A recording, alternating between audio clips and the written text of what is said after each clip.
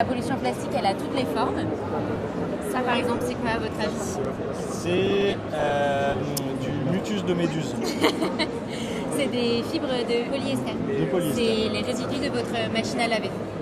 Et petit à petit, ça finit dans les océans. Et nous, nos stations d'épuration, elles le traitent extrêmement mal. Donc ça passe à travers les mailles du filet, entre guillemets.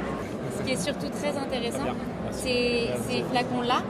On voit qu'en fait, il y a relativement peu de plastique, mais le plastique, il est entre guillemets dissous à l'intérieur et ça devient une pollution chimique. C'est celui-ci qu'on trouve en abondance en mer Méditerranée? Exactement. C'est celui-ci qu'on trouve partout, c'est celui-ci qu'on trouve dans les estomacs des animaux, c'est celui-ci qu'on trouve dans nos estomacs à nous, etc. Et qui est pathogène.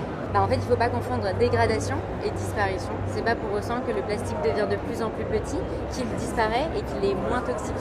Et d'ailleurs, en fonction des types de plastiques différents, il y a des temps de vie qui sont différents et il y a des plastiques dont on ne sait même pas vraiment quand est-ce qu'ils disparaissent vraiment à proprement parler dans l'environnement. En moyenne, il y a 3 microplastiques par mètre cube d'eau dans les fleuves d'Europe. Et la conclusion majeure, c'est qu'il y a du plastique absolument partout. Même là où l'homme ne va pas. Voilà. Et que du coup, le message que porte la Fondation sur le sujet, c'est en premier, et c'est le plus important, c'est réduire. En deuxième, c'est réutiliser le plus possible, de manière à toujours moins produire. Et en troisième, c'est recycler. Mais seulement en troisième.